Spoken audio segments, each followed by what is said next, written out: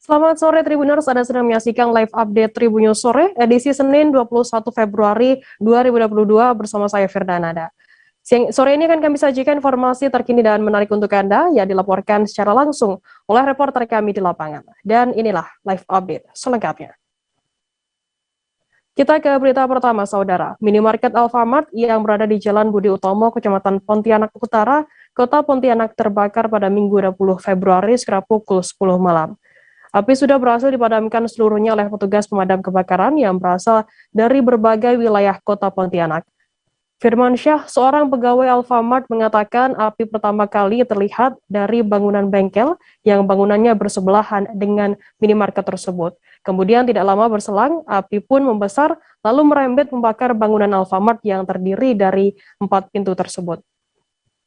Informasi lebih lengkapnya akan disampaikan oleh rekan jurnalis kami dari Tribun Pontianak, ada Ferianto yang akan melaporkannya. Silakan Ferianto, laporan Anda.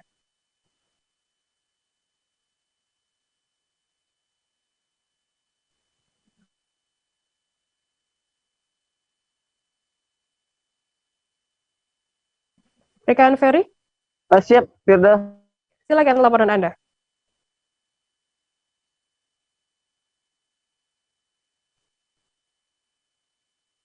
Halo rekan Ferry, bisa mendengarkan dari studio? Ya, silakan laporan Anda. Halo Firda. Oh siap. Siap, oke, terima kasih Firda. Nah, Firda, untuk terkait peristiwa kebakaran minimarket Alfamart yang berada di Jalan Budi Utomo, Kota Pontianak ini memang terjadi pada Minggu sekitar pukul 22. Nah, dari saksi mata, api itu pertama kali terlihat dari atau ruko yang berusaha mempunyai usaha bengkel itu yang tempatnya di sebelah dengan Alfamart.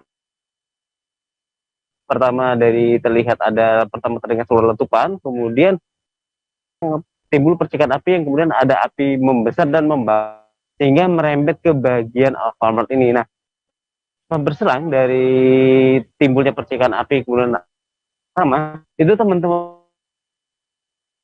itu sudah berada di lokasi dan berusaha memadamkan api di bengkel tersebut. Namun pada saat proses pemadaman, teman-teman dari petugas damkar hingga menyebabkan api bagian ruko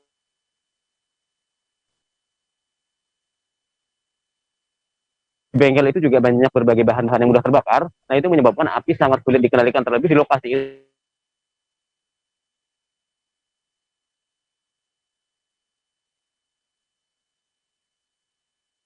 mesin-mesin. Kemudian tidak lama berselang barulah teman-teman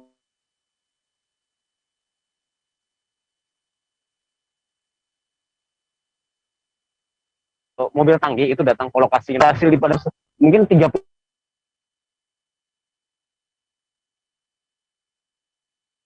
dan untuk proses pemadaman seluruhnya itu sampai dengan proses pendinginan itu pada sekitar pukul 12 sudah selesai. Dan memang dari pemadam kebakaran masih ada yang standby, sendiri itu masih terdiri asap dari dalam bangunan yang terbakar tersebut tidak. Nah,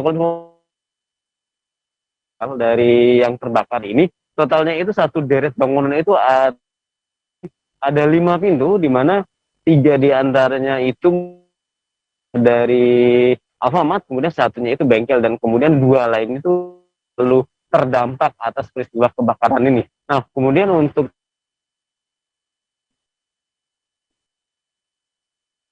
Halo rekan Ferry. Informasi perkembangannya. Ya. Tribuners, kami mengalami sedikit gangguan sinyal dengan jurnalis kami dari Tribun Pontianak, Ferianto. Tadi jurnalis kami juga sudah menghimpun keterangan dari AKP Suryadi, Kapolsek Pontianak Utara. Berikut liputannya untuk Anda. Perlu saya jelaskan, memang adanya suatu peristiwa kebakaran yang terjadi di wilayah Pontianak Utara, tepatnya di Jalan Budi Utomo, yaitu di Alfamart, sekitar jam 20.22 ini hari, yaitu malam Senin. Upaya pemadam kebakaran sekota Pontianak telah berhasil memadamkan. Terus terkait dengan kerugian masih belum dapat ditaksir. Kejadian yaitu satu buah ruko 4 pintu. Semuanya habis terbakar. Kemudian untuk lebih lanjut masih dalam proses penyelidikan penyebab kebakaran tersebut. Awal dari bengkel doang, dari bengkel. Pertama tuh api itu nggak gitu besar lah, cuman kami sini kendalanya tuh titik air itu bisa. Nah, itu Bang. Oh berarti tadi. Kan di air juga Bang, sumber airnya tuh agak susah Bang. Oh berarti. Kalau yang bawa teknik. Siap. Ini satu bangunan, satu atap, 5 itu Bang. 5 itu satu atap, satu atap. 5 pintu satu atap Bang ya. Nah, tidak ada Bang. Semuanya selamat Bang ya. Nah, ini seluruh damkar swasta Kota Pontianak termasuk kita dibantu dari Kabupaten Pemawa juga. Oke siap. Hujan lebat yang terjadi sejak Jumat 18 Februari hingga Minggu 20 Februari mengakibatkan sejumlah bencana di wilayah Sulawesi Utara, termasuk Manado. Salah satunya adalah longsor yang terjadi di Tilongkabila, Semompo, Tuminting, Manado, Sulut yang menimpa satu rumah. Longsor tersebut terjadi pada Minggu sekitar pukul 11 malam dan mengakibatkan 3 penghuni rumah terluka. Selain itu, pohon tumbang mengakibatkan kecelakaan tunggal di Jalan Desa Koka, Manado. Untuk mengetahui informasi lebih lengkapnya, saat ini kami sudah tersambung dengan jurnalis dari Tribun Manado, ada Iswara Safitri. Silakan Iswara, laporan Anda.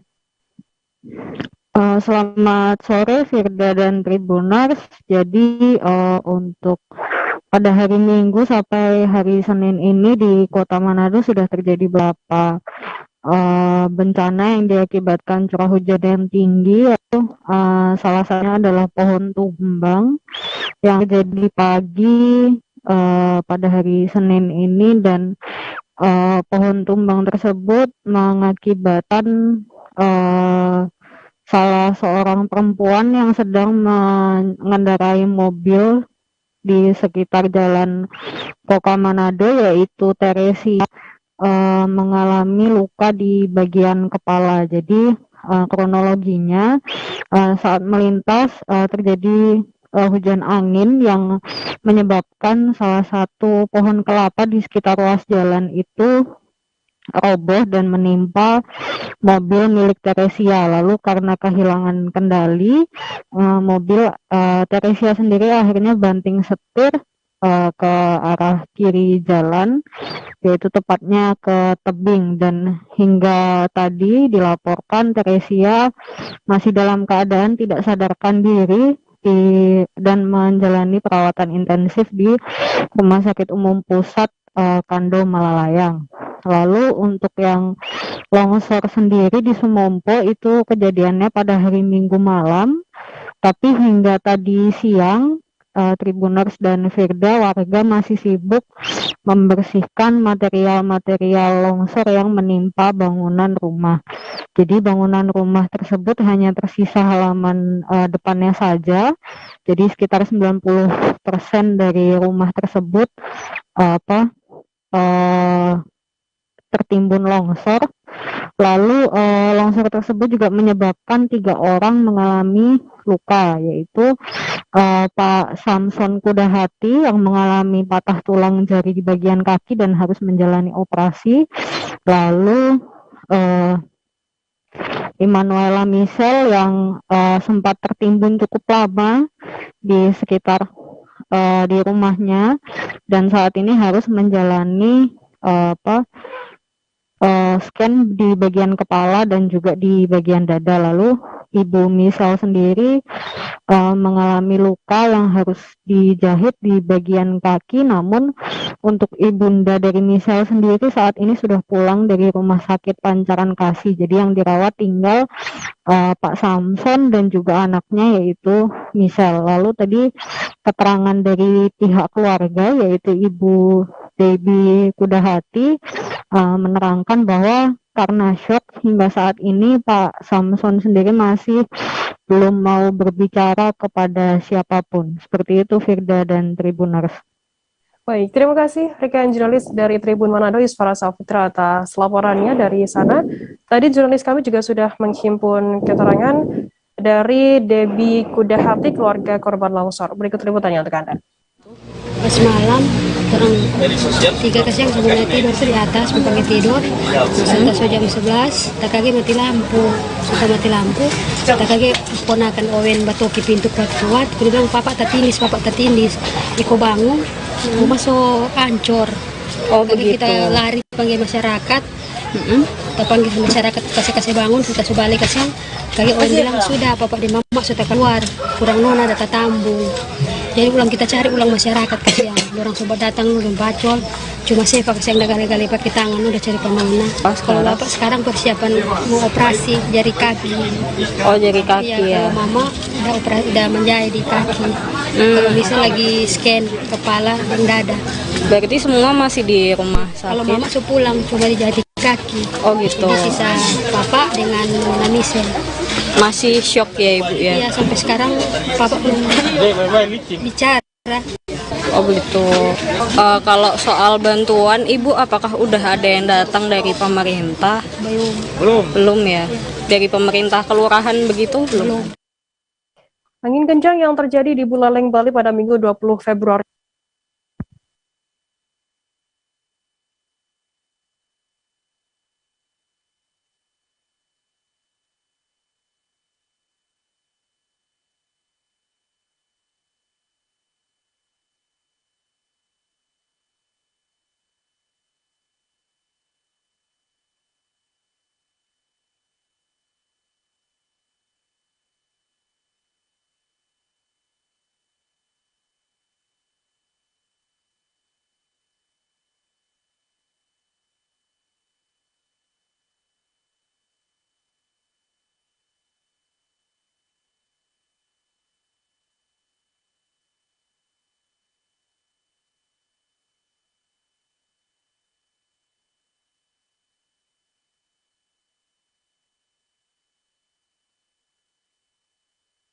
Angin kencang yang terjadi di Buleleng, Bali pada Minggu 20 Februari sore mengakibatkan pohon tumbang di beberapa titik.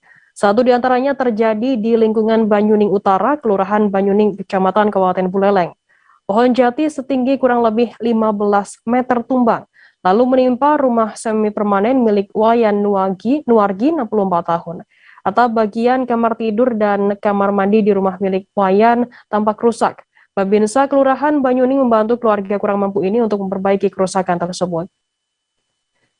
Untuk mengetahui informasi lebih lengkapnya, saat ini kami sudah tersambung dengan jurnalis dari Tribun Bali, ada Ratu Ayu di sana. Ratu, silakan laporan Anda. Baik, terima kasih Firda. Dapat saya sampaikan bahwa pada Minggu sore kemarin, Buleleng diterjang angin kencang serta hujan deras. Hal ini mengakibatkan pohon tumbang terjadi di 7 titik, salah satunya di lingkungan Banyuning Utara, Kelurahan Banyuning, Kecamatan Buleleng.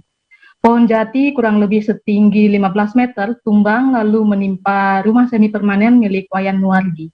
Dari pantauan Senin pagi tadi, kerusakan terjadi pada bagian atap kamar tidur serta kamar mandinya. Keluarga kurang mampu ini telah dibantu oleh Babinsa Kelurahan setempat untuk memperbaiki atap yang rusak. Menurut korban, angin kencang disertai hujan lebat ini terjadi sekitar pukul 15.30 WITA. Angin berhembus dari arah barat daya menuju ke utara. Saat angin kencang itu terjadi, Nuargi bergegas mengajak istri serta cucunya untuk tidur di luar, tepatnya di Balai Bengong, karena sebelumnya dia sudah memiliki firasat bahwa pohon jati yang tumbuh di belakang rumahnya itu akan tumbang. Kemudian sekitar setengah jam kemudian, firasat dari korban ini rupanya terbukti, pohon tersebut tumbang lalu menimpa atap rumahnya. Menurut Kepala Pelaksana BPBD Buleleng bahwa angin kencang disertai hujan deras ini terjadi akibat dampak dari fenomena La Nina, sehingga angin kencang dan hujan deras ini diprediksi akan terjadi hingga Maret mendatang. Kemudian untuk kerugian material, BPBD hingga saat ini masih melakukan pendataan. Demikian, Firda. Baik, terima kasih rekan jurnalis dari Tribun Bali, Ratu Ayu atas laporannya. Selamat bertugas kembali. Kita beralih ke informasi selanjutnya, Saudara. Kapal tongkang yang terdampar di pantai Cipatuguran, Kelurahan Kecamatan Pelabuhan Ratu, Kabupaten Sukabumi, Jawa Barat, semakin dekat ke pemukiman warga. Tongkang yang terdampar itu membuat abrasi dan mengakibatkan rumah yang ada di pesisir pantai roboh, hingga sejumlah pohon kelapa pun tumbang dengan akar-akarnya. Saat ini dari pihak perusahaan yang memiliki tongkang tersebut sedang berupaya untuk melakukan evakuasi. Nah, untuk mengetahui bagaimana proses evakuasi dari kapal tongkang ini, saat ini kami sudah tersambung dengan jurnalis dari Tribun Jabar, ada Muhammad Rizal di sana. Rizal, silakan laporan Anda. Baik, Firda dan juga Tribuner, perlu saya sampaikan kaitan terdamparnya kapal tongkang di pantai Cipatuguran, Kecamatan Pelabuhan Ratu, Kabupaten Sukabumi, Jawa Barat. Ini merupakan untuk kali keduanya. Informasi yang kami dapat, yang kali kedua ini terjadi pada tanggal 12 Februari 2022 lalu. Hingga saat ini kapal tongkang tersebut masih terdampar di pantai Cipatuguran. Dan akibatnya terjadi abrasi karena gelombang laut yang terhalang oleh tongkang mengakibatkan air laut menepi ke pinggiran dan membuat abrasi dan nyaris sampai ke pemukiman rumah warga. Dan terbukti di lapangan terdapat sejumlah rumah warga yang roboh akibat abrasi yang terjadi. Dari keterangan yang kami peroleh dari Kasat Pol Air Polres Sukabumi, AKP Triandri Apandi, menyebutkan terdapat 3 rumah yang mengalami kerusakan akibat abrasi dampak terdamparnya kapal tongkang tersebut, di mana 2 pemilik rumah itu sudah mengungsi, sedangkan yang 1 itu masih tetap bertahan karena masih dihuni dia ada usaha berdagang, yaitu berupa warung di tepi pantai. Tak hanya membuat rumah yang rusak, sejumlah pohon kelapa yang ada di pantai Cipatuguran juga terdampak abrasi, yakni pohon-pohon kelapa yang ada di tepi pantai semuanya roboh berikut dengan akar-akarnya. Hingga tadi siang, dari pihak perusahaan pemilik kapal tongkang tersebut masih berusaha melakukan evakuasi tongkang agar bisa ditarik ke tengah laut, dan abrasi bisa sedikit demi sedikit tidak berdampak parah kepada pemukiman warga. Berdasarkan hasil wawancara bersama Kasat Pol Air Polres Sukabumi, AKP Triandri Apandi, beliau mengatakan pihaknya meminta secepatnya kepada pihak pemilik kapal tongkang tersebut untuk segera melakukan evakuasi. Dan tadi siang pun telah berlangsung musyawarah antara warga yang terdampak dan warga sekitar yang ada di pantai Cipatuguran dengan pihak perusahaan bersama Forkopimcam untuk mendapatkan situasi terkini, artinya untuk mendapatkan solusi bagaimana tanggung jawab dari pihak perusahaan pemilik tongkang kepada warga yang terdampak. Demikian, Firda. Baik, Tribuners, itu tadi laporan dari jurnalis kami dari Tribun Jabar, Rizal Jalaluddin, dan jurnalis kami juga sudah menghimpun keterangan dari Kasat Poler Polres Sukabumi, AKP Triandri Apandi. Berikut liputannya untuk Anda. Saat ini upaya-upaya yang dilakukan oleh pihak perusahaan untuk menarik kembali kapal tongkang yang sudah terdampar di Cipatuguran ini diupayakan untuk ditarik ke tengah agar secepatnya, karena kalau tidak segera ini berakibat pada abrasi di pinggir pantai Cipatuguran. Dampaknya sekarang sudah nyata dengan keberadaan terdamparnya kapal tongkang ini beberapa pohon kelapa sudah mulai tumbang kena abrasi. Berikut dengan rumah yang ada di pinggir pantai sekitar kapal tongkang ini sudah roboh. Sementara kita pantau di sini ada 1, 2, 3 rumah ya, 3 rumah yang sudah terkena abrasi akibat kapal ini. Nanti mungkin pihak perusahaan dengan masyarakat ya, ada musyawarah lah, ya, diharapkan ada musyawarah sehingga tidak terjadi konflik di masyarakat. Saat ini sementara kami diupayakan untuk dari perusahaan untuk evakuasi kapal tongkang menggunakan 6 kalau nggak salah, saya lihat itu 6 tekbut ya, untuk ditarik ke tengah, diupayakan. Kita nunggu arus pasang. Sebuah mobil merek Nissan Grand Livina terbakar di Jalan Lintas Barat Sumatera Ruas Pekon Batu Keramat, Kecamatan Kota Agung Timur, Kabupaten Tanggamus, Lampung. Api melahap seluruh bagian mobil hingga hangus. Hujan yang turun saat kejadian juga tidak menyurutkan sejako merah yang melahap habis mobil tersebut. Aparat kepolisian mengevakuasi mobil yang hanya tinggal kerangka beberapa saat setelah kejadian. Untuk mengetahui informasi lebih lengkapnya, saat ini kami sudah tersambung dengan jurnalis dari Tribun Lampung, ada Tri Yulianto. Tri, silakan laporan Anda. Oke, terima kasih Firda. Kejadian peristiwa ini adalah mobil itu melintas dari Kota Agung menuju Bandar Lampung. Kemudian pada saat tiba di Batu Keramat, tiba-tiba si pengemudi merasakan aroma seperti sesuatu yang terbakar. Akhirnya pengemudi meminggirkan kendaraan tersebut dan setelah mereka keluar dari mobil, api langsung menyambar dan membakar mobil tersebut. Untuk untuk pengemudi yaitu Nosen Sugianto dan penumpangnya Titi Sumani selamat setelah mengevakuasi barang-barang mereka yang ada di dalam mobil. Kemudian upaya pemadaman dilakukan sejak kejadian yaitu sekitar pukul 20.15 sampai dengan pukul 23.00. Selanjutnya bangkai mobil tersebut dievakuasi ke pos lalu lintas di Batu Keramat karena berada di pinggir jalan, jadi mengkhawatirkan untuk kemacetan, akhirnya dibawa ke pos polisi untuk diamankan.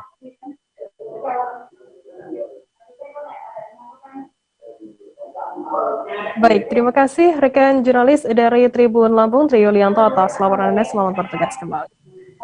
Tribuner, seusai jeda kami akan kembali dengan informasi menarik lainnya, tetaplah di Live Update. Oke, apa kabar Bang Arif di sini untuk strateginya?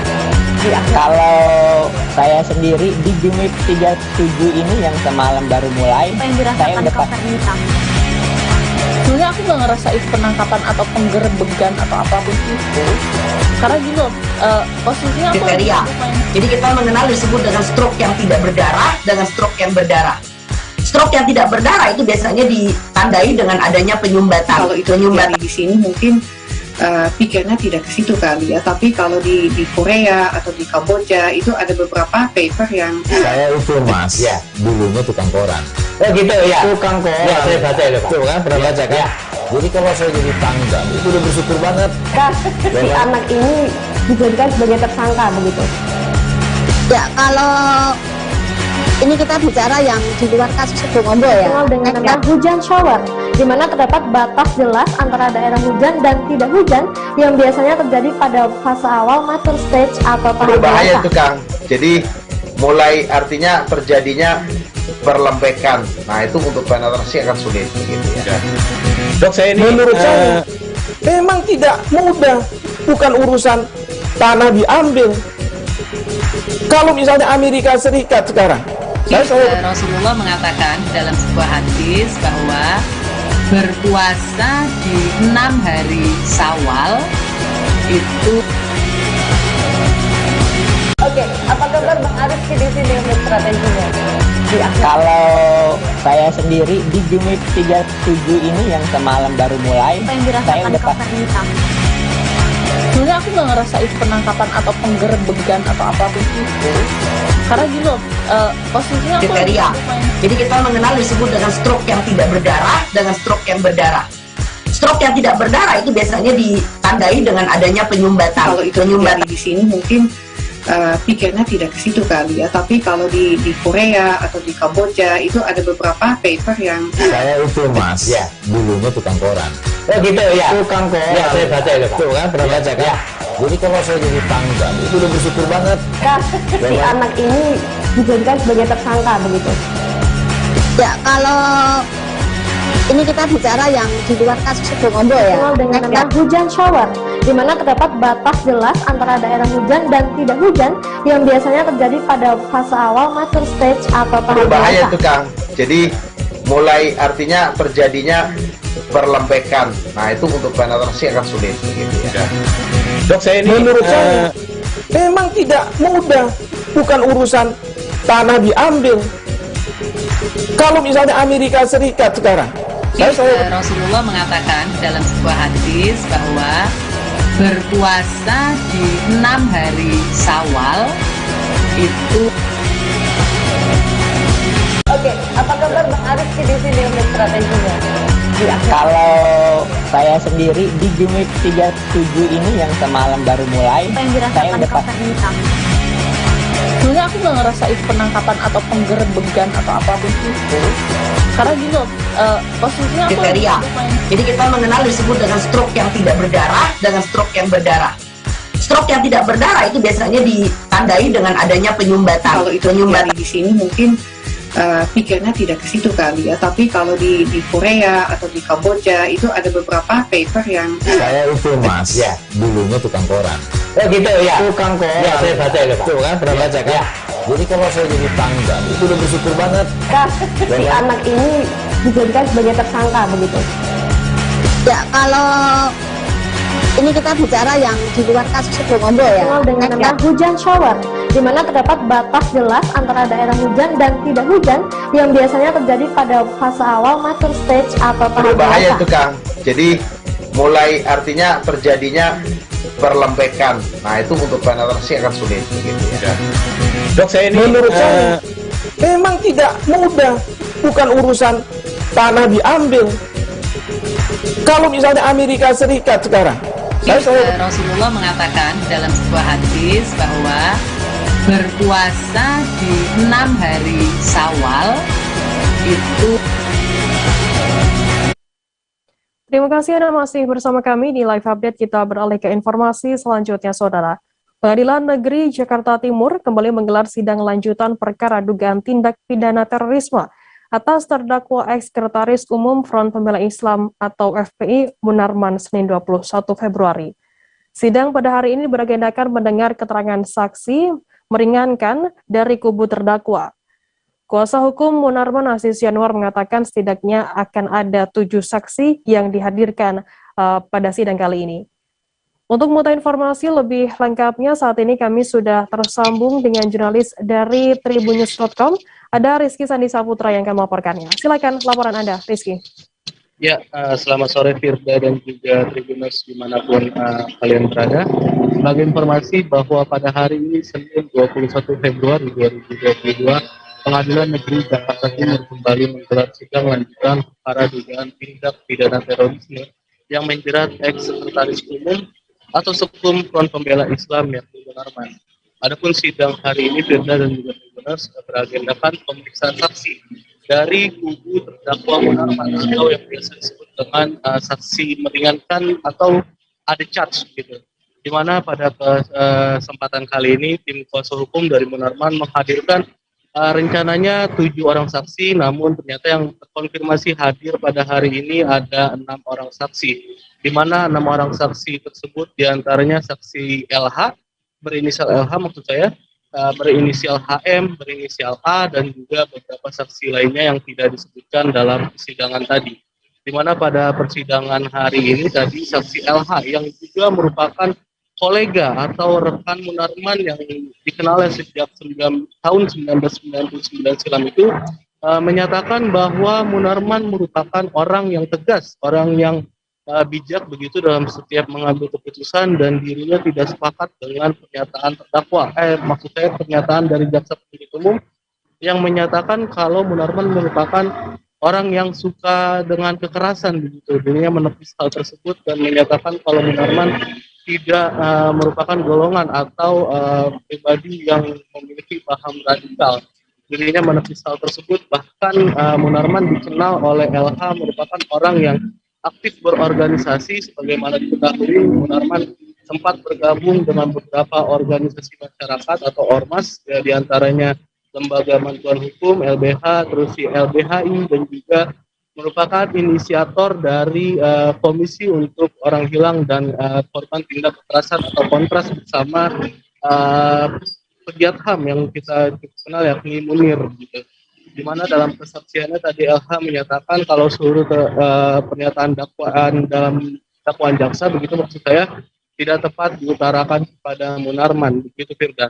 Dan sebagai informasi Firda dan juga Tribuners, untuk agenda sidang selanjutnya masih memberikan kesempatan kepada tim kuasa hukum dari Munarman untuk kembali menghadirkan saksi meringankan kepada Munarman, yakni sebanyak 8 orang. Begitu rencananya, hanya saja tadi Adi Sianwar selaku tim kuasa hukum dari Munarman tidak membeberkan secara pasti identitas dan juga peran dari keseluruhan saksi terhadap dengan agenda persidangan nantinya.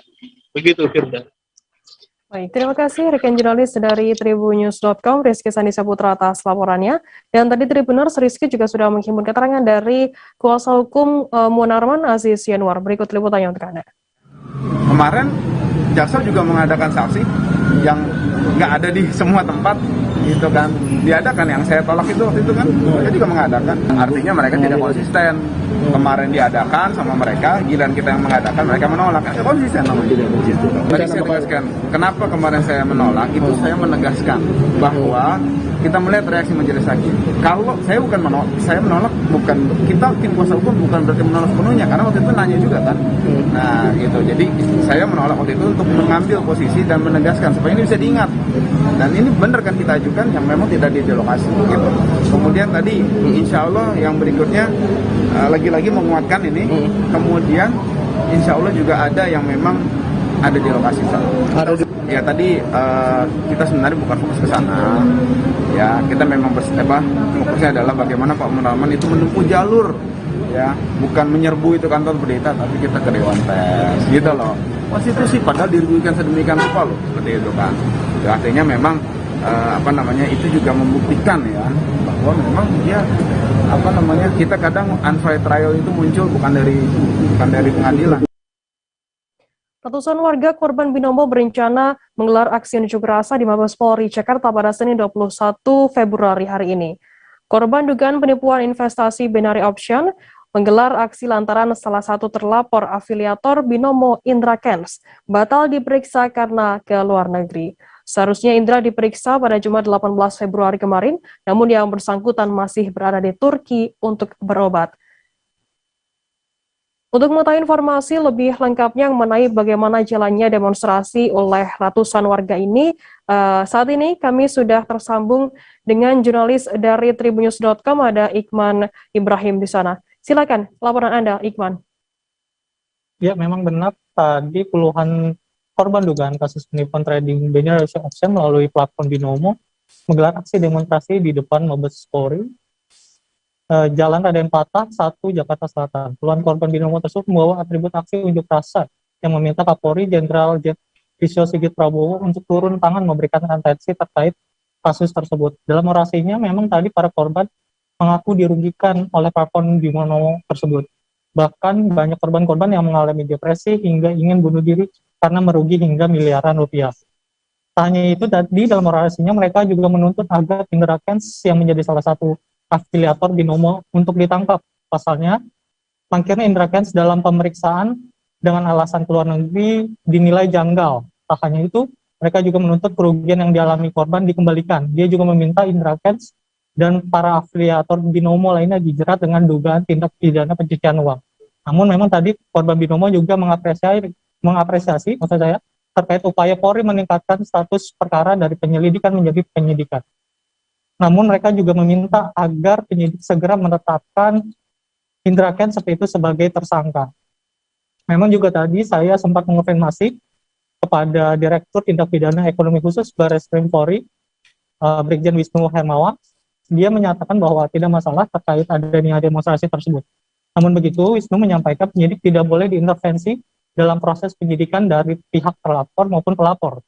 Sebaliknya, Polri akan menggelar penyidikan dalam kasus tersebut secara profesional dan independen. Demikian. Baik, terima kasih rekan jurnalis dari tribunnews.com Iqman Ibrahim atas laporannya. Dan tadi Tribuners, Iqman juga sudah menghimpun keterangan dari kuasa hukum korban Binomo, Vincentius Medrova. Berikut liputannya untuk Anda. Ini, saya dari tim kuasa hukum dari korban binary option, khususnya ini Binomo, dan ada juga beberapa binary option sejenis yang datang hari ini. Jadi kami menyampaikan kepada Bapak Kapolri bahwa korban-korban Binomo khususnya ini ada dari berbagai daerah. Ada dari Palembang, ada dari Bandung, ada dari Lampung, ada dari Cirebon. Meskipun hanya 1-2 orang, tetapi substansinya adalah yang hadir di sini adalah perwakilan-perwakilan dari berbagai daerah. Mereka pertama dulu mengapresiasi Polri yang telah menindaklanjutin laporan pada tanggal 3 Februari 2022. Itu dulu. Mengapresiasi. Kami di sini mengapresiasi, bukti apresiasi itu juga dilanjutkan oleh Polri melalui Dikdiksus bahwa tanggal 18 Februari 2022 kemarin hari Jumat telah dinaikkan status proses ini dari penyelidikan menjadi penyidikan. Kami patut mengapresiasi itu poinnya. Kami datang di sini pertama mengapresiasi itu bahwa meskipun terlapor, meskipun saudara Ika yang katanya berada di luar negeri mangkir dari panggilan, mangkir dari pemeriksaan hari Jumat kemarin, tetapi ternyata Polri, ya baik Bapak Dir, Kasubdit, Kanit, ya dan teman-teman penyidik telah melakukan gelar perkara dan menaikkan status dari penyidikan, ya menjadi penyidikan, ya dari penyelidikan menjadi penyidikan. Itu poinnya dulu. Sehingga teman-teman di sini selain mengapresiasi, tentu juga mendorong, ya mendorong tidak hanya berhenti sampai pada tahap penyidikan, ya, tetapi sampai pada penetapan tersangka. Kalau perlu bukan hanya kepada yang terlapor yang ada namanya tersebar namanya di publik ini, tetapi kepada afiliator-afiliator lainnya yang terlibat dalam judi online berkedok trading ini. Imbas dari tingginya harga kacang kedelai membuat pedagang tahu tempe di Pasar Impres Pamanukan, Kabupaten Subang, Jawa Barat menggelar aksi mogok serentak se-Indonesia. Di Pasar Impres Pamanukan, Subang ini, para pedagang yang menggunakan bahan baku kedelai seperti tahu dan tempe memilih mengosongkan lapak dagangannya. Hal ini dilakukan para pedagang sebagai bentuk aksi protes pasca naiknya harga kedelai yang cukup tinggi. Informasi lebih lengkapnya akan disampaikan oleh rekan jurnalis kami dari Tribun Jabar, ada Dwiki Maulana di sana. Silakan laporan Anda, Dwiki.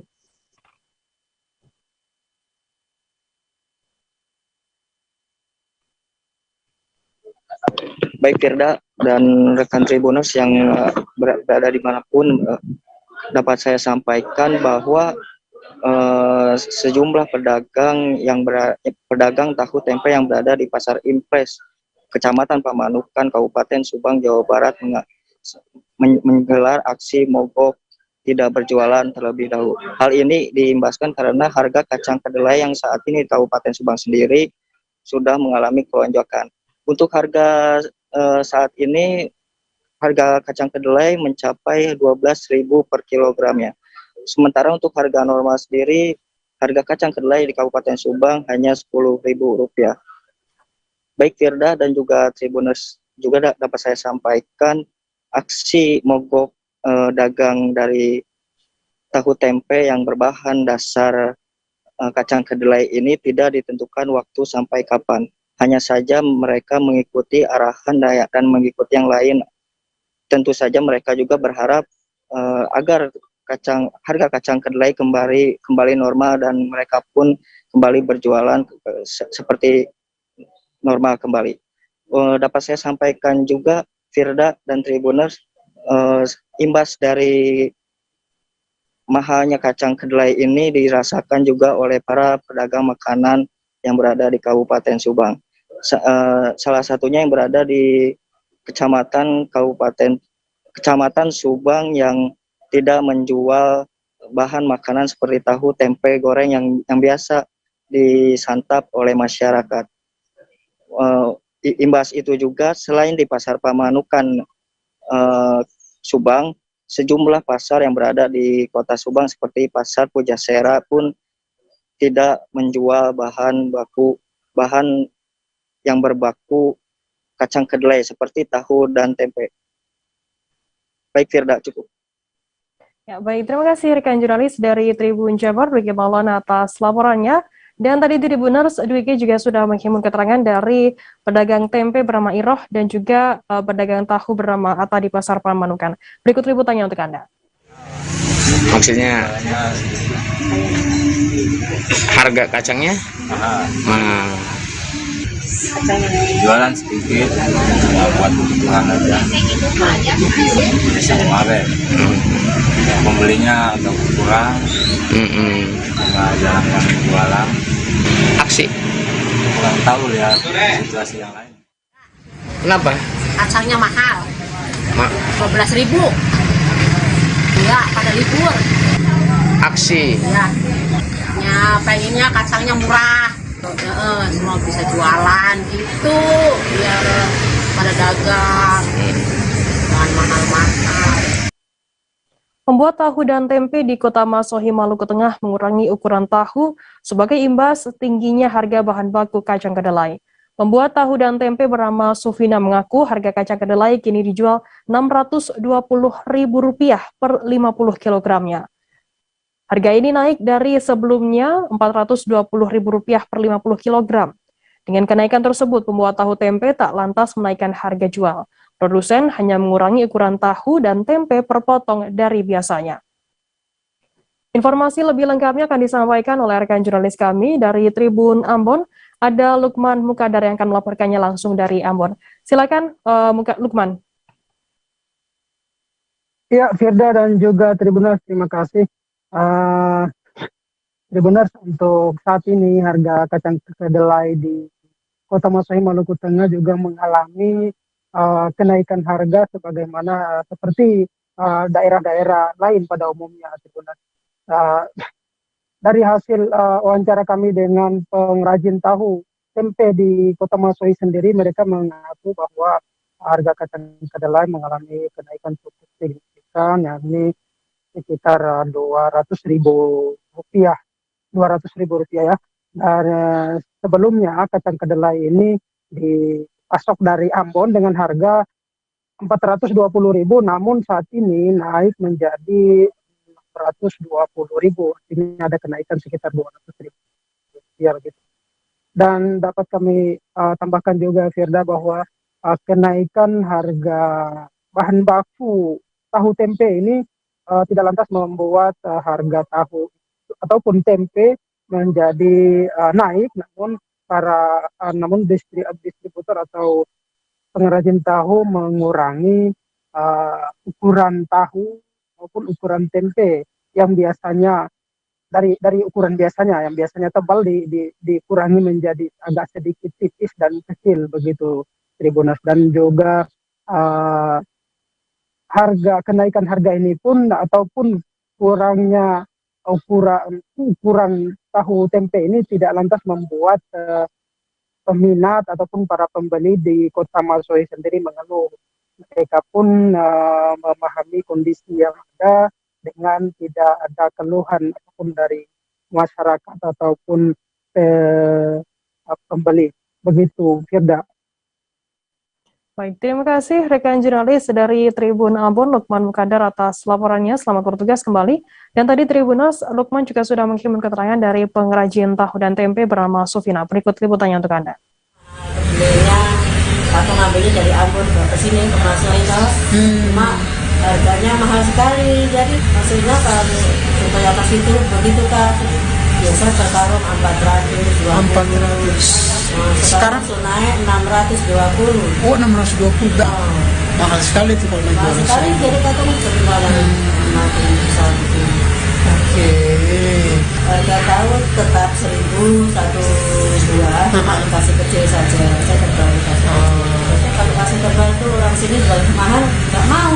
Oh, nggak mau. Gitu. Jadi ukuran dikasih kecil saja. Ukuran dikasih kecil saja ya. Iya. Kasih tipis. Kasih tipis, kasih kecil.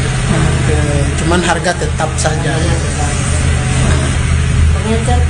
Pengajarnya ya mengeluh semuanya. Karena keadaan mobil bagaimana? Dalam operasi pasar yang dilakukan pemerintah Kabupaten Lampung Utara terpaksa dihentikan. Selain menimbulkan kerumunan, ada juga ibu-ibu yang pingsan saat mengantre untuk membeli minyak goreng di kantor Dinas Perdagangan Lampung Utara. Awalnya suasana masih kondusif saat para warga mulai berdatangan ke kantor Dinas Perdagangan. Namun berjalannya waktu, kericuhan mulai terjadi. Warga yang tak kunjung mendapatkan minyak goreng sampai melakukan penjarahan di kantor setempat. Mereka mendobrak salah satu pintu ruangan yang berisi minyak goreng. Dan dengan sigap, aparat keamanan langsung menenangkan keadaan. Informasi lebih lengkapnya akan disampaikan oleh rekan jurnalis kami dari Tribun Lampung. Ada Anung Bayordi di sana. Silakan laporan Anda, Anung.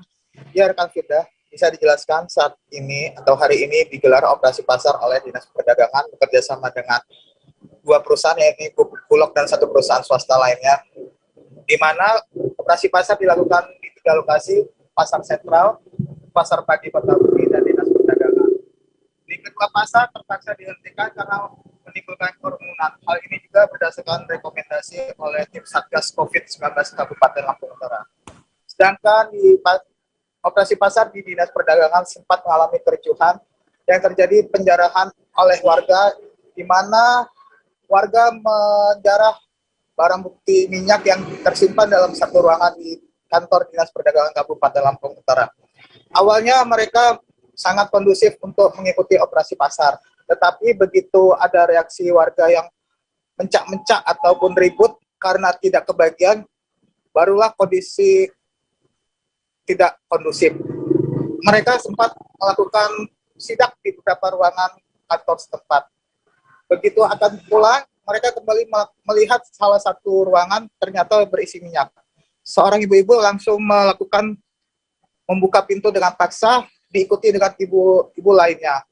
Alhasil seorang ibu-ibu terdesak begitu dalam ruangan, dia pingsan. Kemudian ibu tersebut dibawa langsung keluar untuk diberikan pengobatan dengan diberikan minyak kayu putih. Ia sempat tersadar sekitar 10 menit kemudian. Operasi pasar ini dilakukan selama 1 hari ini, namun tidak dilakukan secara semuanya atau dibagikan semuanya minyak goreng. Dibagikan di Dinas Perdagangan hanya sekitar 500 liter. Demikian rekan Firda. Baik, terima kasih atas laporannya Anung Bayordi dari Tribun Lampung. Selamat bertugas kembali. Tribuners, seusai jeda kami akan kembali dengan informasi menarik lainnya. Tetaplah di Live Update. Oke, apa kabar Bang Arif di sini dengan strateginya? Kalau saya sendiri di Jumip 37 ini yang semalam baru mulai, saya udah sebenarnya aku nggak ngerasa itu penangkapan atau penggerbegan atau apapun itu, karena gini loh, posisinya aku kriteria. Jadi kita mengenal disebut dengan stroke yang tidak berdarah dengan stroke yang berdarah. Stroke yang tidak berdarah itu biasanya ditandai dengan adanya penyumbatan. Kalau itu penyumbatan di sini mungkin pikirnya tidak ke situ kali ya, tapi kalau di Korea atau di Kamboja itu ada beberapa paper yang saya itu mas, ya dulunya tukang koran. Oh gitu ya, tukang koran. Ya, saya baca itu Pak. Tuh kan, pernah baca kan? Ya. Jadi kalau saya jadi tangga, itu udah bersyukur banget. Si anak ini dijadikan sebagai tersangka begitu. Ya, kalau ini kita bicara yang di luar kasus Situbondo ya, dengan nama hujan shower, di mana terdapat batas jelas antara daerah hujan dan tidak hujan yang biasanya terjadi pada fase awal master stage atau tahap bahaya itu Kang. Jadi mulai artinya terjadinya perlempekan. Nah itu untuk penetrasi akan sulit gitu ya. Dok, saya ini menurut saya memang tidak mudah, bukan urusan tanah diambil. Kalau misalnya Amerika Serikat sekarang, Rasulullah mengatakan dalam sebuah hadis bahwa berpuasa di 6 hari Syawal itu. Oke, apa kabar Bang Arif di sini untuk strateginya? Kalau saya sendiri di Jumip 37 ini yang semalam baru mulai, saya udah sebenarnya aku nggak ngerasa itu penangkapan atau penggerbegan atau apapun itu, karena gini loh, posisinya kriteria. Jadi kita mengenal disebut dengan stroke yang tidak berdarah dengan stroke yang berdarah. Stroke yang tidak berdarah itu biasanya ditandai dengan adanya penyumbatan. Kalau itu penyumbatan di sini mungkin pikirnya tidak ke situ kali ya, tapi kalau di Korea atau di Kamboja itu ada beberapa paper yang saya itu mas, ya dulunya tukang koran. Oh gitu ya, tukang koran. Ya, saya baca itu Pak. Tuh kan, pernah baca kan? Ya. Jadi kalau saya jadi tangga, itu udah bersyukur banget. Si anak ini dijadikan sebagai tersangka begitu. Ya, kalau ini kita bicara yang di luar kasus Situbondo ya, dengan nama hujan shower, di mana terdapat batas jelas antara daerah hujan dan tidak hujan yang biasanya terjadi pada fase awal master stage atau tahap berbahaya biasa. itu Kang. Jadi mulai artinya terjadinya perlembekan. Nah itu untuk penetrasi akan sulit gitu ya. Dok, saya ini menurut saya memang tidak mudah, bukan urusan tanah diambil. Kalau misalnya Amerika Serikat sekarang, Rasulullah mengatakan dalam sebuah hadis bahwa berpuasa di 6 hari Syawal itu. Oke, apa kabar Bang Arif di sini untuk strateginya? Kalau saya sendiri di Jumit 37 ini yang semalam baru mulai, saya udah hitam. Sebenarnya aku nggak ngerasa itu penangkapan atau penggerbegan atau apapun itu, karena gini loh, posisinya aku kriteria. Jadi kita mengenal disebut dengan stroke yang tidak berdarah dengan stroke yang berdarah. Stroke yang tidak berdarah itu biasanya ditandai dengan adanya penyumbatan. Kalau itu terjadi di sini mungkin pikirnya tidak ke situ kali ya, tapi kalau di Korea atau di Kamboja itu ada beberapa paper yang saya itu Mas, ya dulunya tukang koran. Oh gitu ya, Tukang koran. Ya, saya baca itu Pak. Tuh kan, pernah baca kan? Jadi kalau saya jadi tangga, itu udah bersyukur banget. Si anak ini dijadikan sebagai tersangka begitu. Ya, kalau ini kita bicara yang di luar kasus Sebongombo ya. Dengan nama hujan shower, di mana terdapat batas jelas antara daerah hujan dan tidak hujan. Terima kasih Anda masih bersama kami di Live Update. Kita beralih ke informasi selanjutnya, Saudara. Petani di Desa Sidomakmur, Kecamatan Marabahan mengupayakan pengadaan bank rumput sebagai pakan ternak di Kabupaten Barito Kuala. Tujuannya untuk mengantisipasi minimnya pasokan pakan ternak jika terkendala kondisi alam seperti yang pernah terjadi beberapa tahun silam. Selain itu, upaya ini dinilai peluang bagus untuk menopang peternakan atau penggemukan hewan yang ada di bumi IJJLA ini. Sebagai tahap awal, ada 3 varietas pakan ternak yang dibudidayakan, yakni Red Nafir, Odot, dan rumput steno atau yang dikenal masyarakat lokal sebagai rumput tali kutang. Informasi lebih lengkapnya akan disampaikan oleh rekan jurnalis kami dari Banjarmasin Pos, ada Muhammad Tabri. Tabri, silakan laporan Anda. Oke, terima kasih Firda. Dapat disampaikan bahwasanya di Kabupaten Barito Kuala belakangan ini mulai dibuka atau diinisiasi untuk pembukaan bank rumput, yaitu untuk pakan ternak yang ada di Kabupaten Barito Kuala.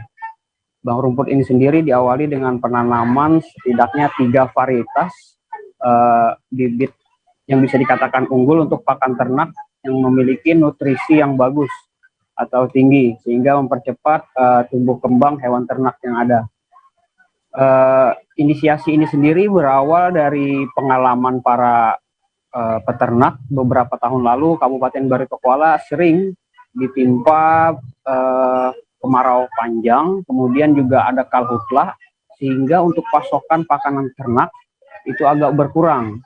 Mereka harus mencari hingga puluhan kilo untuk mendapatkan rumput yang bisa digunakan sebagai pakan ternak.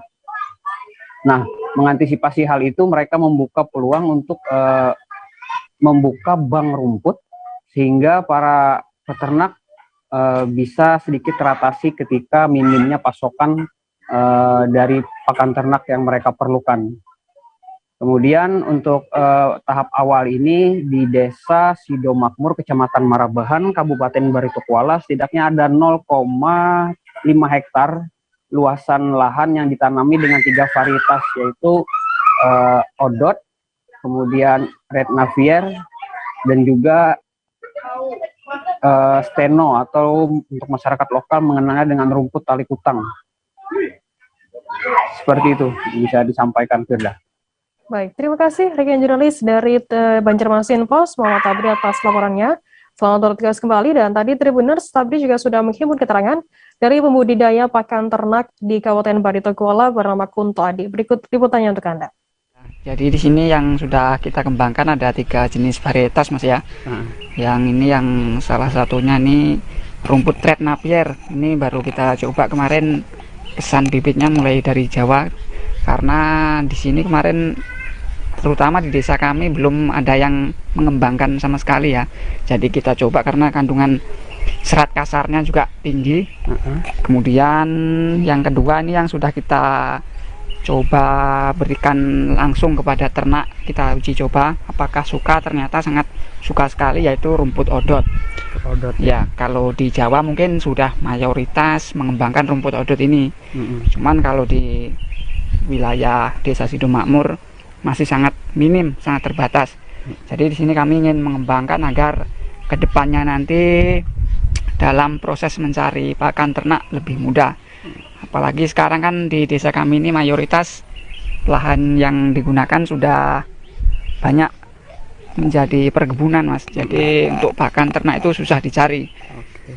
Dan yang ketiga yang sudah diliput juga tadi, rumput kalau bahasa kami ya bukannya anu sih, bahasa anunya tali kotang itu kalau bahasa kami.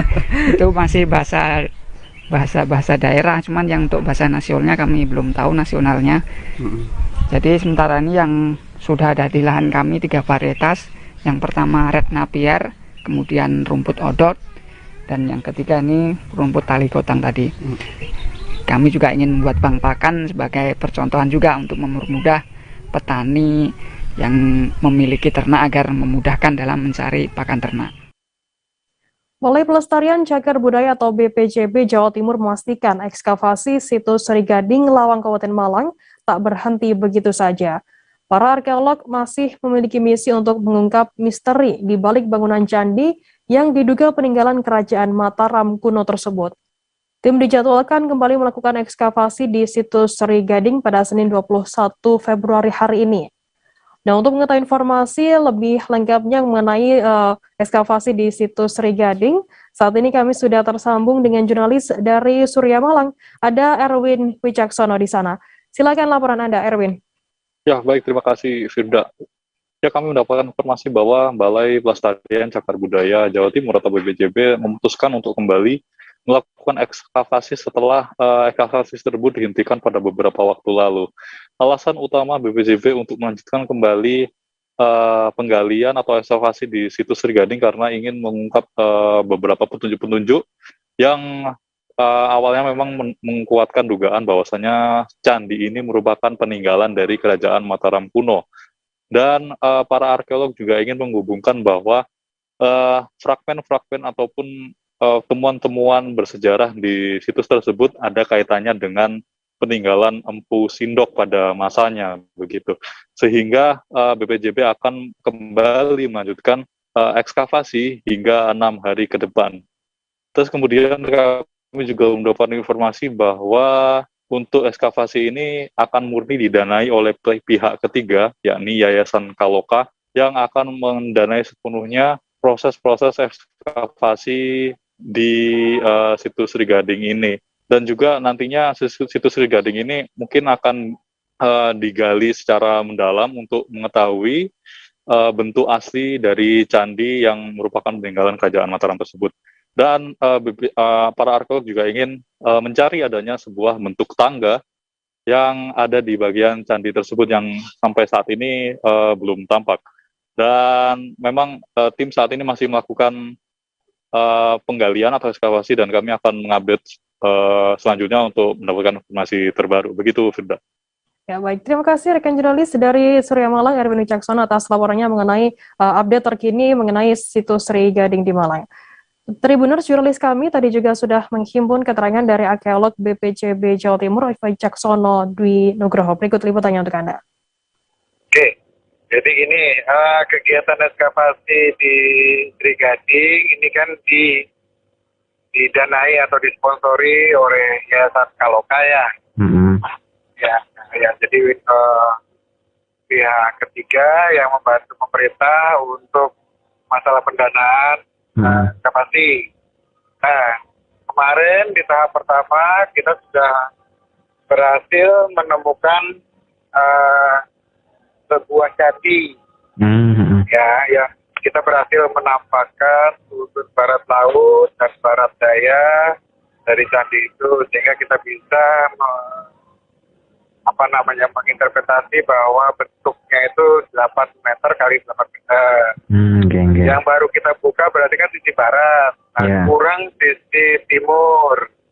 Nah, kemudian kemudian untuk menuntaskan itu Yayasan Kaloka kemudian meminta BPJB untuk melanjutkan ke tahap kedua sehingga targetnya adalah bisa menampakkan seluruh profil kaki yang tersisa.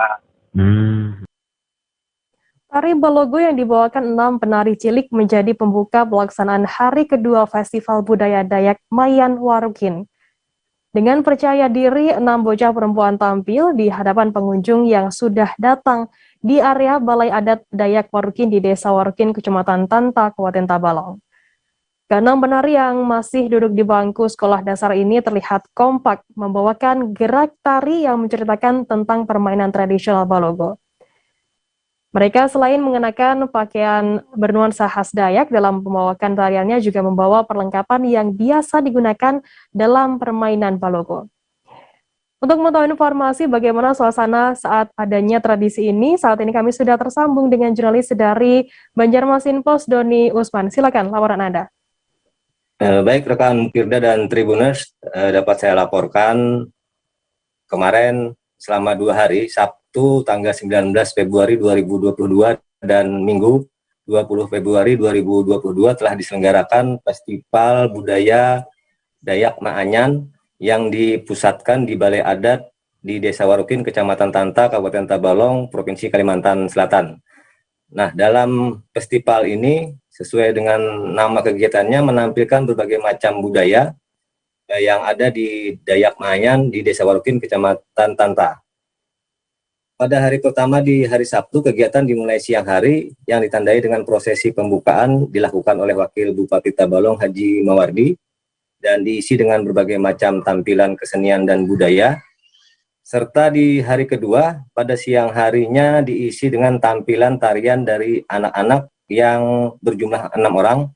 Mereka adalah pilihan dari anak-anak yang ada di sekolah dasar di seputaran Desa Warukin. Mereka membawakan sebuah tarian yang kebetulan juga diciptakan oleh anak muda dari Desa Warukin. Penciptanya adalah Elsa Rauri, seorang mahasiswi perguruan tinggi yang ada di Kabupaten Tabalong. Jadi seluruh siswa itu dilatih selama 2 pekan untuk tampil di acara Festival Budaya Dayak Maanyan Warukin ini. Nah, menurut keterangan Elsa, bahwa dia sengaja memilih tema ini dalam rangka untuk memperkenalkan permainan tradisional Balogo yang sekarang memang sudah mulai agak terlupakan, sehingga dengan lewat tarian yang dia ciptakan, dia berusaha mengenalkan tarian tersebut kepada anak-anak. Karena itulah dalam tarian ini juga dilengkapi dengan perlengkapan yang biasa digunakan untuk bermain Balogo. Dalam tarian ini dia juga ingin memperkenalkan nilai apa saja yang terkandung dalam tarian Balogo tersebut. Di antaranya terkait adanya sebuah keterampilan, kerja keras, kerjasama, dan sportivitas. Demikian, Firda. Baik, terima kasih rekan jurnalis dari Banjarmasin Post, Doni Usman, atas laporannya. Selamat bertugas kembali. Kita beralih ke informasi selanjutnya, Saudara. Bank Indonesia atau BI Bangka Belitung bersama dengan TNI Angkatan Laut melakukan pengedaran uang rupiah di wilayah terdepan, terluar, dan terpencil atau 3T. Ekspedisi rupiah berdaulat ini dilepas langsung oleh Wakil Gubernur Kepulauan Bangka Belitung, Abdul Fattah, Kepala Perwakilan Bank Indonesia Bangka Belitung, Budi Widi Hartanto dan Wakil Asisten Operasi Kepala Staf Angkatan Laut Laksamana TNI Wasis Priyono di Pelabuhan Pangkal Balam. Ekspedisi rupiah berdaulat kali ini akan dilaksanakan dengan melakukan kegiatan kas keliling 3T di Provinsi Bangka Belitung selama 6 hari, mulai dari tanggal 20 hingga 25 Februari 2022. Informasi lebih lengkapnya akan disampaikan oleh rekan jurnalis kami dari Bangka Post, ada Cici Nasyanita di sana. Cici, silakan laporan Anda. Baik, Firda, jadi memang kemarin tepatnya dilakukan pelepasan untuk kegiatan kas keliling di 3T di Provinsi Kepulauan Bangka Belitung. Dan kegiatan kas keliling ini merupakan kali ketiga yang dilakukan pada tahun 2022 ini. Seperti diketahui bahwa pada tahun 2022 ini BI bersama TNI melakukan kegiatan serupa di 16 titik provinsi, yakni dengan target 81 pulau yang akan dikunjungi. Dan kali ini untuk Bangka Belitung sendiri itu ada 4 pulau seperti yang tadi sudah dijelaskan. Dan TNI sendiri sebagai menggunakan kapal perangnya membantu BI dalam hal untuk menjangkau pada pulau-pulau terpencil, terluar dan terdepan yang ada di Kepulauan Bangka Belitung. Tidak hanya itu saja, dalam kegiatan ini pemerintah Provinsi Kepulauan Bangka Belitung sangat mendukung dan mengapresiasi kegiatan yang dilakukan oleh BI bersama TNI ini, karena dengan rupiah dihadirkan harus di seluruh penjuru di Indonesia tentunya sebagai negara dan juga mempersatukan kedaulatan yang ada di negeri ini sendiri, dan untuk agar uang rupiah tetap berdaulat seperti itu. Dan juga tak hanya sebagai untuk mengedarkan uang senilai 2 miliar yang dibagi 4 pulau sebanyak 500 juta setiap pulaunya, namun juga kegiatan ini digelar ada juga kegiatan untuk pemusnahan uang rupiah yang sudah lusuh, yang di mana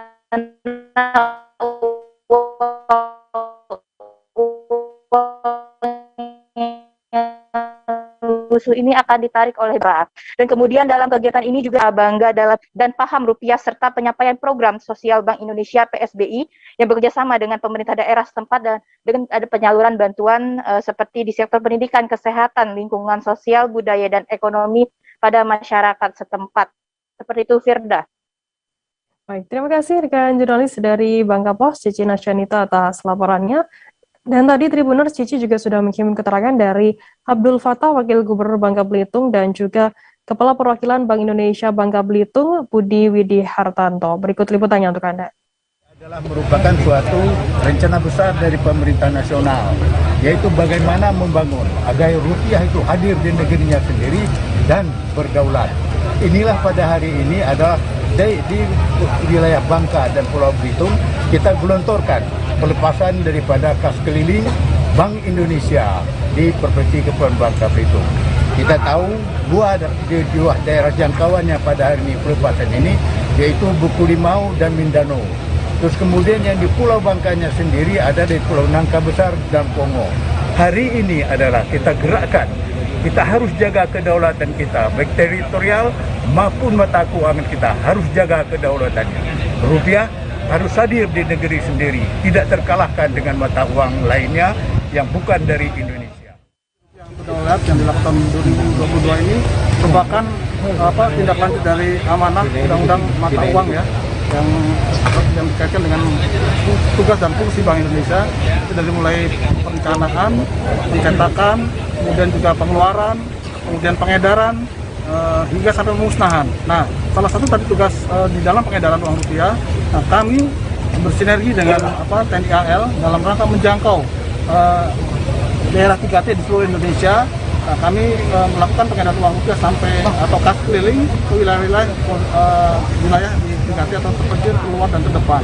Nah, saat ini kita lakukan program itu di tahun 2022 ini merupakan yang ketiga kalinya ya. Yang pertama sudah dilakukan di Kalimantan Barat, kemudian di Batam ya, Kepulauan Riau, dan sekarang adalah di sekitar Kepulauan Bangka Belitung.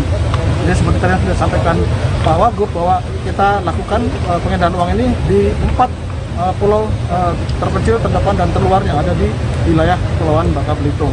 Dan harapan kami memang bahwa uang yang kami edarkan itu uang yang layak edar dan berkualitas di masyarakat. Karena ini juga merupakan tugas Bank Indonesia dalam rangka menjaga identitas dan kedaulatan negara Republik Indonesia. Ambruknya Pasar Baru KUD Tanjung Pinang membuat sejumlah pedagang ikut was-was terhadap lapak jualan mereka. Salah seorang korban akibat ambruknya Pasar Baru KUD Tanjung Pinang ini mengaku bahwa ada sekitar belasan meja yang ikut jatuh saat lantai tersebut amblas ke bawah. Yadi yang merupakan salah satu korban akibat kejadian tersebut mengaku sejak awal sudah ada tanda-tanda akan robohnya lantai di Pasar Baru KUD Tanjung Pinang tersebut. Informasi lebih lengkapnya akan disampaikan oleh rekan jurnalis kami dari Tribun Batam, ada Rahmatika di sana. Halo Tika, bisa disampaikan informasi lengkapnya? Halo Firda, terima kasih Firda. Baik, ambruknya salah satu lokasi di Pasar KUD Baru Tanjung Pinang ini terjadi pada Minggu malam. Ada sekitar 16 meja pedagang ikan segar di lokasi yang ikut ambruk ke bawah.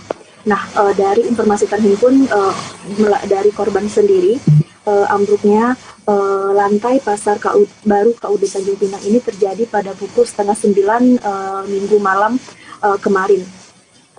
Dari informasi terhimpun juga, adapun untuk kerugian per meja para pedagang tersebut berkisar dari 3 juta sampai 6 juta. Kemudian memang di lokasi sendiri bangunan pasar baru KUD Tanjung Pinang ini sudah berdiri selama 20 tahun.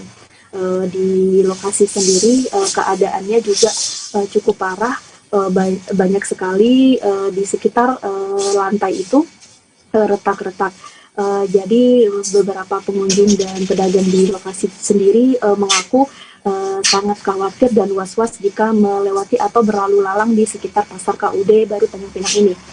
Sejak ambruknya lantai di pasar KUD baru Tanjung Pinang tersebut, aktivitas di lokasi sendiri masih berjalan normal, baik itu dari pembeli maupun pedagang yang melakukan jual beli di pasar. Memang di pasar baru KUD Tanjung Pinang ini merupakan pasar ikan yang hanya menjual ikan setiap paginya. Beruntungnya saat kejadian pada pukul 8:30 malam kemarin, Minggu malam kemarin, tidak ada korban jiwa, namun kerugian ditaksir dari salah satu korban itu sekitar 3-6 juta sendiri. Saat ini juga dari informasi terhimpun melalui Dinas PUPR sendiri tidak merekomendasikan pasar tersebut untuk aktivitas berjual beli untuk saat ini. Kemudian setelah terjadinya ambruknya lantai di pasar baru KUD Tanjung Pinang ini, Wali Kota Tanjung Pinang yaitu Rahma sudah meninjau lokasi tersebut dan akan segera menindaklanjuti kondisi terjadinya ambruk lantai di pasar baru KUD Tanjung Pinang tersebut. Seperti itu, Firda.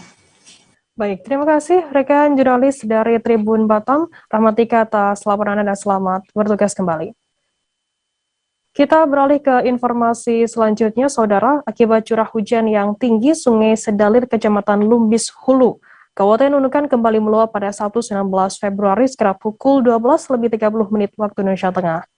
Sistem Penanggulangan Bencana Badan Penanggulangan Bencana Daerah Nunukan, Ihsanuddin, mengatakan curah hujan yang cukup deras sejak sore hingga malam membuat air Sungai Sedalir meluap.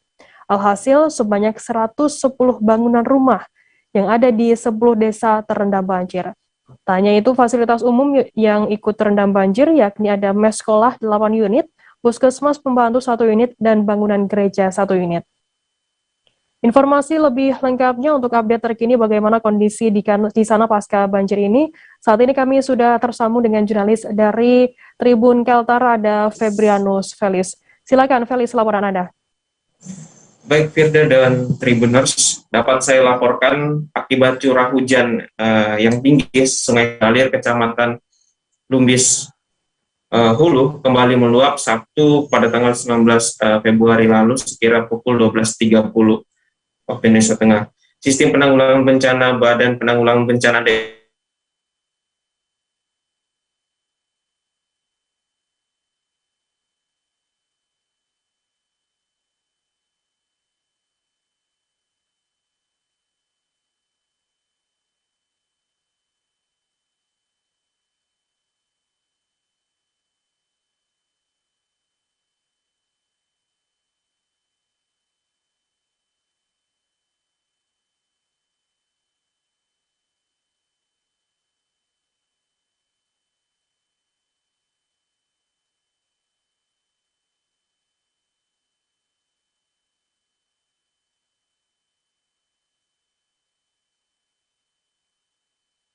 dan Tribuners, dapat saya laporkan akibat curah hujan yang tinggi, Sungai Sedalir, Kecamatan Lumbis Hulu kembali meluap Sabtu tanggal 19 Februari 2022 sekira pukul 12:30 waktu Indonesia Tengah.